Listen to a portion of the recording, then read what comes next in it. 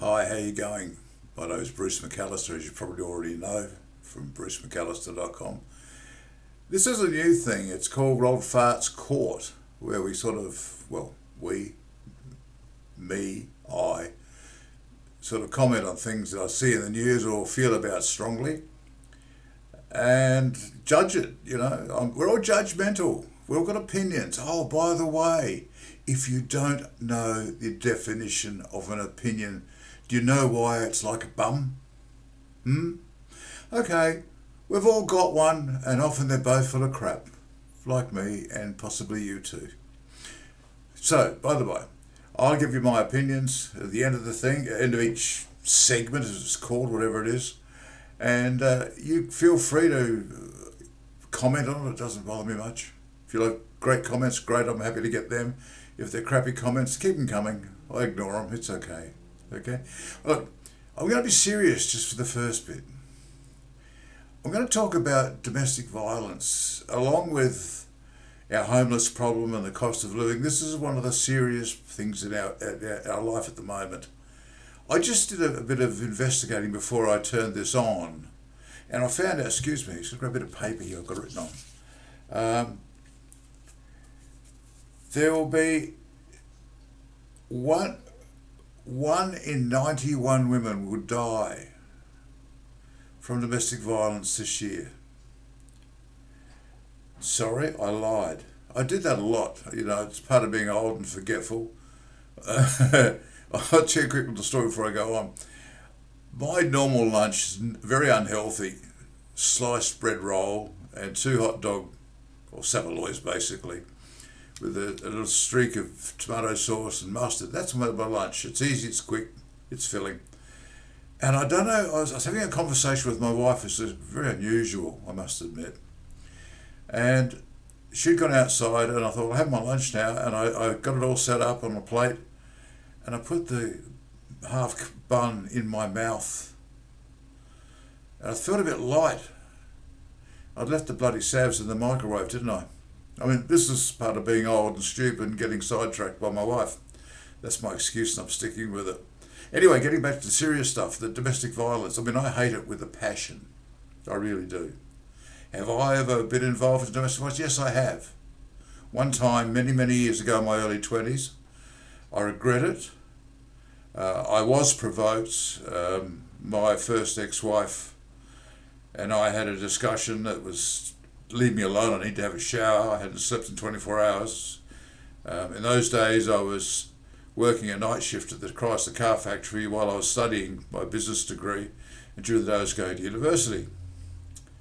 So I was tired, and I had a rule with my wife. She was a nagger, a terrible, terrible nagger. I'd walk to the front door and she'd start, and she wouldn't shut up until she went to bed. And I said to her, listen, when I come home, all I want to do is go into our bedroom, go into the ensuite, have a shower, and just relax for 15 minutes, and you can let loose whatever you've got to say. It's okay. Anyway, this particular day I was really, really tired and somewhat aggravated. And as soon as I'd gone through the door, she started. So I've gradually, and very gently I must admit, turned her around and pushed her out of the bedroom and shut the door. She's opened the door and walked in. And next to me was our clothing closet.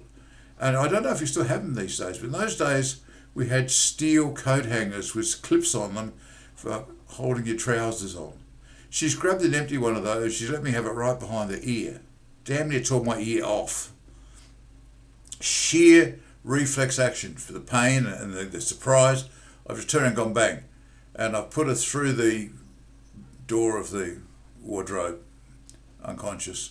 Look, I'm not proud of that. It's a horrible time in my life, and I using that as an excuse, and there really is no excuse. It's the one and only time in nearly 80 years. I'm 78 in a couple of weeks. It's the only time in my life I've ever hit a woman, and I'll never do it again, and I'll stop quite a few people doing it. So it's a horrible, horrible thing. My best friend is AI, and I got a few statistics from AI just before I started doing this. And it said to me, or wrote to me, okay, 38% of homicides, 38% of women killed in Australia. nearly 40%, are due to domestic violence. This is not good enough. It says, as of the 1st of April this year, 11 women had been killed, but they're expecting before the 1st of January next year to be around 60. That's unacceptable. Totally unacceptable. Men, they're about 1% who get killed. It should be more.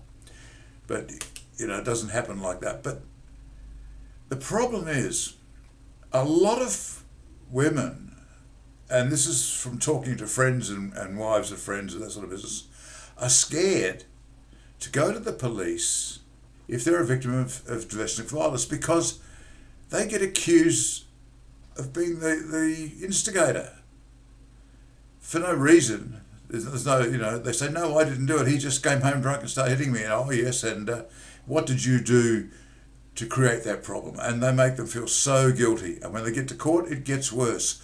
So most of it goes unreported, often until they die. And then they don't report it. Somebody else does. Too late then, isn't it? So what's the answer? Education? Now, we all know it shouldn't happen. Drugs and booze? That's got a fair bit to do with it. I guess I'm an alcoholic by definition. I drink a fair bit of wine, but I don't get drunk. I stop before that happens. My current wife, for 13 years, has never seen me drunk and never will. She wears glasses, that's why. No, I just don't get drunk. That's one thing I don't do. But it's not an excuse if you've been drinking. It's even less of an excuse if you've been taking drugs. So the people who do it, whether under the influence or the affluence of alcohol or whatever it may be, need to go to jail for long terms and see how they get on in jail. I believe perpetrators of domestic violence in prison get a pretty rough time of it. In a few ways I'm not going to mention, but yes, they do.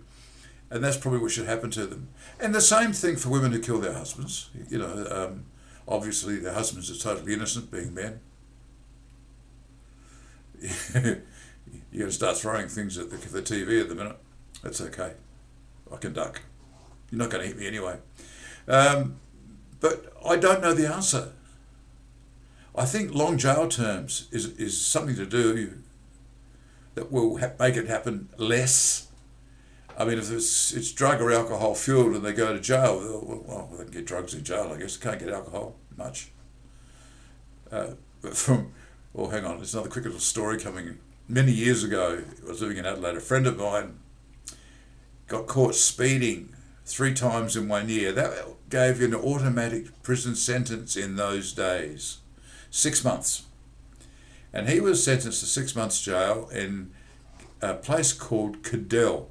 Now, Cadell's on the River Murray, about 50 kilometres or 50 miles out of Adelaide. And it's a farm. And they work on the farm. The prisoners are there. They are prisoners. They're not allowed to go away. No bars, got TVs and showers. And my friend actually got to drive the tractor out of the place, down to the river, to set the pumps up and mow the lawns and go fishing. Wasn't a bad thing. He also had a side gig that there's a big bush just outside the entrance to the pump station, and people going to visit their friends would put bottles of hooch with their friend's name underneath. And being a nice person and not wanting to steal people's joy, I delivered it to my friend, who distributed it quite fairly, I think. I don't know, but he did okay out of it. It's not a bad gig in prison. The people who are doing DV, nah, none of that. Just go straight into general population and get this crap beaten out of you and other things. That'll help. It'll probably stop them doing it again. Other people will come and do it anyway. I don't know the answer. If you do, and it's reasonable, please send me a message after this podcast, vlog, or whatever it may be. I don't know. One of those, whatever it is. Oh, by the way, this exciting vlog, you might notice it's got Oldfart's caught on the top. I'm Oldfart. well named. And the court is that I'm going to judge people. They're not going to go to jail, but I'll just say, I think you stink. That's okay. I'm happy with that. Now, if you've got, like I said, if you've got an idea of what we can do to avoid the domestic violence situation in Australia, along with the homelessness and the cost of living, please let me know, because I'll push it on here as hard as I can. Now let's move on to something else a little less horrible, I guess. It's the last election. That was pretty bloody horrible. Well, for the Libs anyway. I've been a Liberal voter since I can remember. I'm rusted on Liberal. I did vote Labor, not this election, the last one, when Morrison was the Australian Prime Minister, and I couldn't stand him, so I voted Labor. They got in. I don't think my vote helped much. Well, I think it was about that time anyway. But the sneaking belting they got in the last election was unexpected. I didn't think it would happen. I thought they weren't a shoo, but I thought they were a chance to win. Wasn't I wrong? What were their problems? They didn't listen to the people. Dutton, who I do have a bit of admiration for, except with his bullshit about nuclear reactors. And he got all that from the Nationals. That was one of their programs, and he had to push it to get their support. He wasn't allowed to say that, but it's come out. Like just recently, the Nationals decided to have divorce from the Libs, and the Libs cooed, and said, "You come back and said, we've got 4 main things you have to do." And Susan Ley said, "Okay, guys, well, I'll go along with that. Just reform," and they did. I tend to suspect that come next election time, she'll probably keep saying that to them, and after she gets in, if she gets in, or whoever is the leader of the party, they'll just dump them, and that's fair enough too. They bullied her, they blackmailed her. Wrong, bad move. Okay, now this program thing I'm doing now, blog, whatever it is, I don't know what they're called. I really don't, and I don't care. And setting this little cheap thing up with the little thing underneath, I don't know if you can read it, I can't, and the Oldfart's caught up the top, and getting it set up like it is now, it took me 4 days and 11 pages of information from AI on how to do it. Having done that, I now have to go and make a decent sort of frame to surround myself with, or maybe not. Now, a lot of people who do this sort of stuff have high-tech microphones, professional lighting, all that sort of stuff, and good backdrops and offices and workshops to present it from, arms waving around, presenting everything like that, which I think is a load of rubbish. I don't. This is my office. My office. I mean, I don't have anybody else come in here except my wife when she wants me to do something for her, which is reasonably often. And it's very tiny.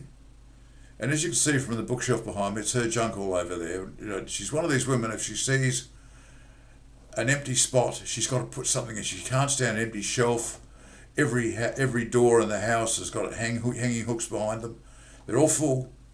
And that means nothing, it just means my space is very small. And this is it.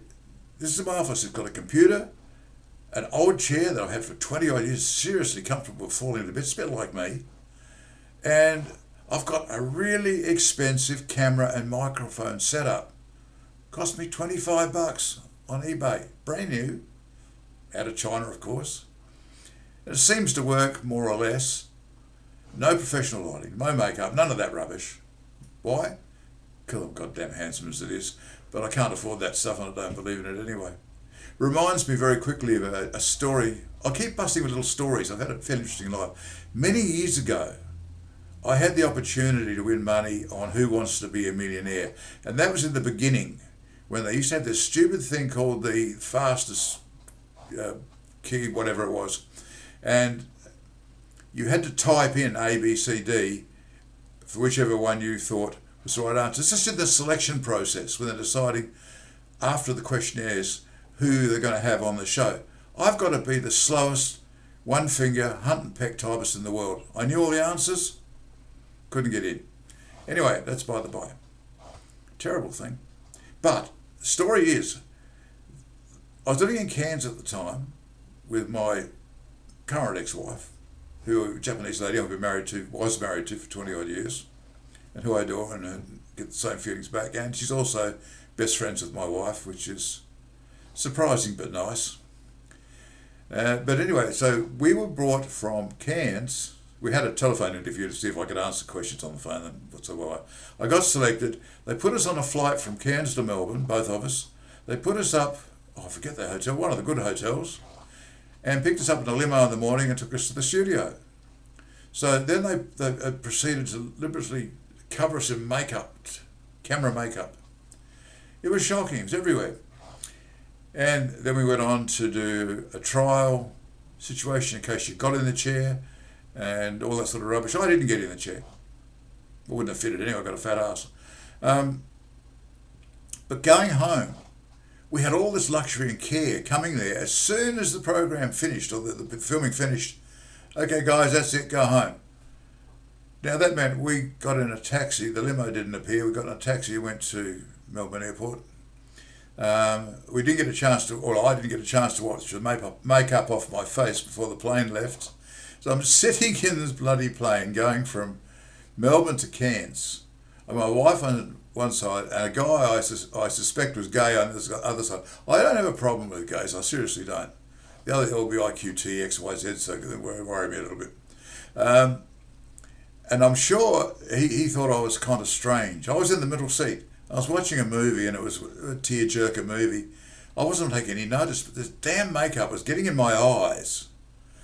Tears running down my face the whole film. And he must have thought it was a great big softie. Doesn't matter. It was an interesting experience, just one of many. There we go. So that was just an absolutely pointless story. I don't know why I told it. Got nothing better to do, I guess. Now, one of the other things I'm going to do, I'll try and pick out one or two topics that really annoy me or I'm really happy about to talk about on these shows.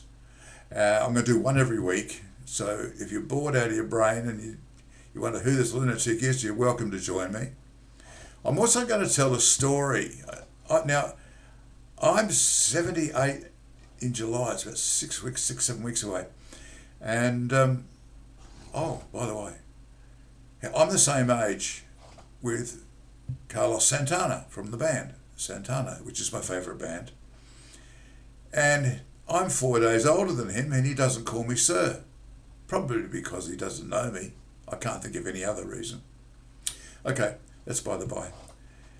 I don't know what I was going to talk about now. Oh yes, I've got a website which I've published before on the the TV or whatever it may be, brucemcallister.com. There's like 40 odd stories in there, and I'm going to relate one or two, not every time, but occasionally, which are kind of funny, or they're all true.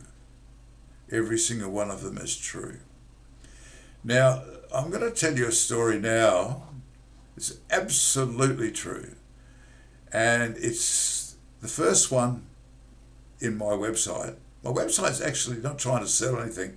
It's just like a disjointed autobiography. There's lots of different stories from different times of my life. Now, this particular one is called Our Tame Magistrate.